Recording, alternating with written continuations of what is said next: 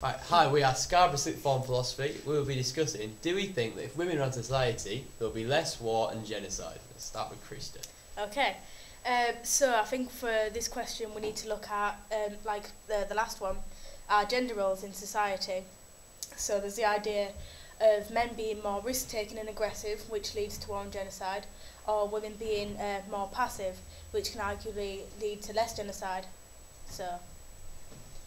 How about, I think there will always be a, like, it doesn't matter like who's in charge in terms of gender, there'll always be someone who's very forward in the way they act, so, but like it can be for men and it can be for, like, you can have very warmongering women, for example, and like obviously not many examples of that, but it can happen. It doesn't necessarily mean that there will be less war.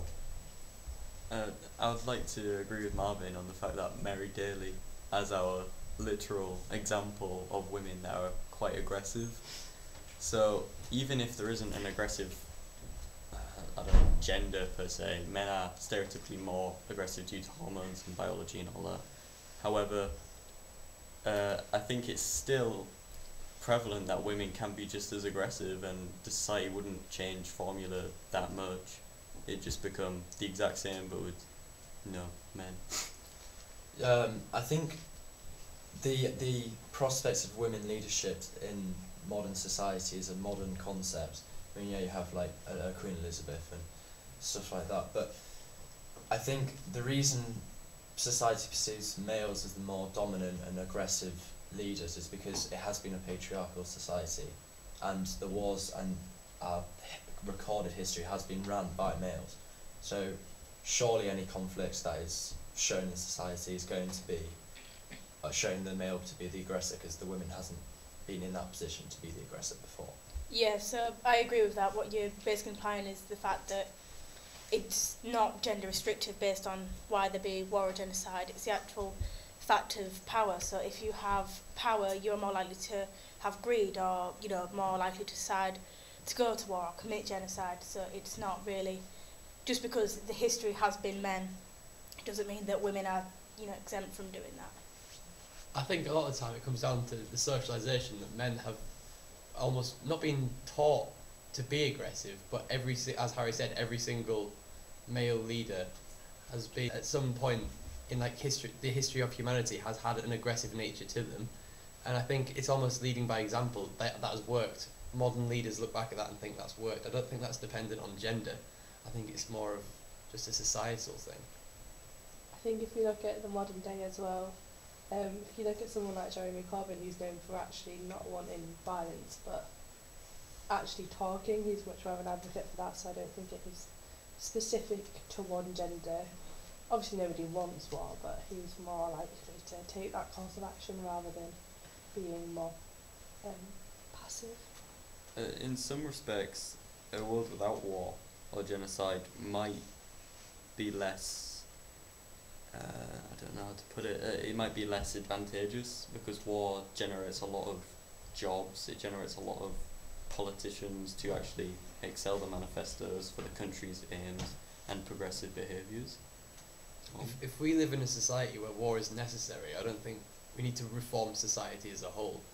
I think if war becomes necessary or vital, I don't think it should ever be seen as that. It's horrific in every single circumstances that it has happened. I think it's the worst part of humanity. Animals don't need to go to war. It's only humans.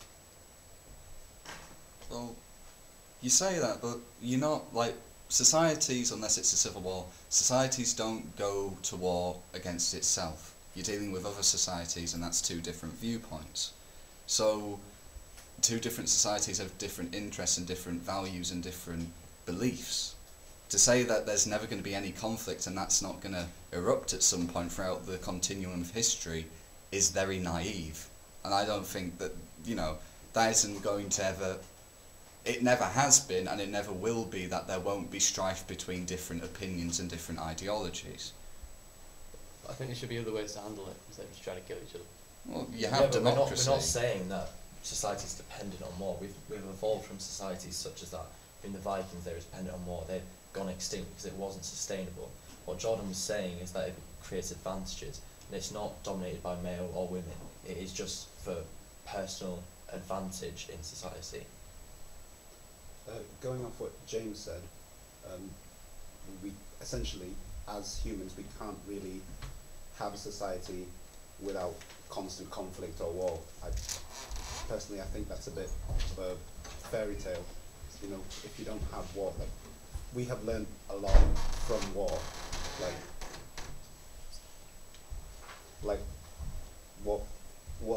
what shouldn't be done.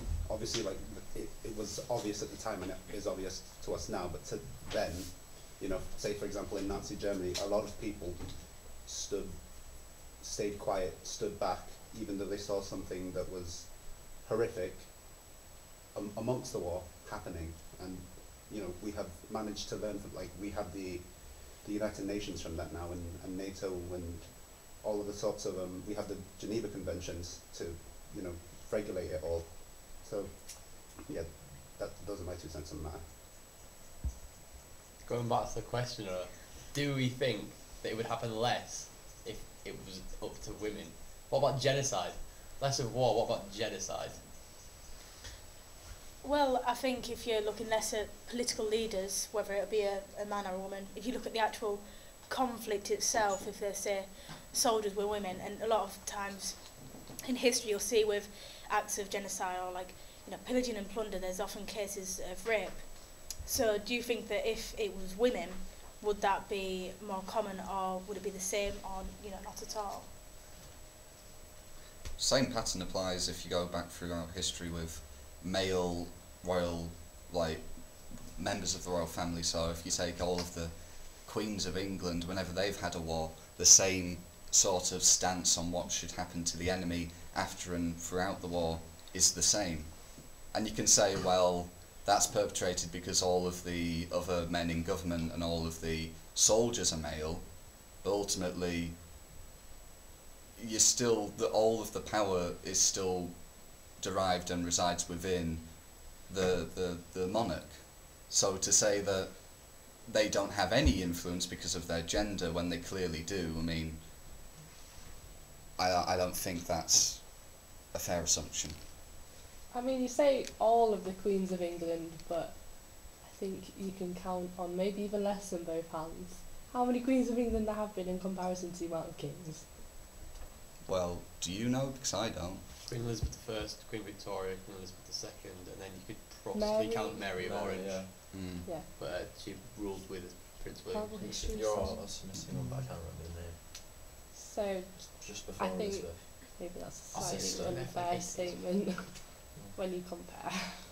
But in our modern society, monarchs They don't don't don't have power have power anymore. It's more about, you know, your prime ministers, your people who are in the military. Yeah.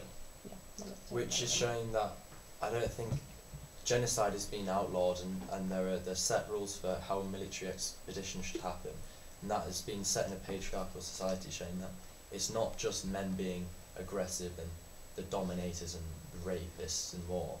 As we have set guidelines as a male society dominated on how we should behave more civilised, it's just an evolution of us as people. Right, so what do we think overall in answering to the question?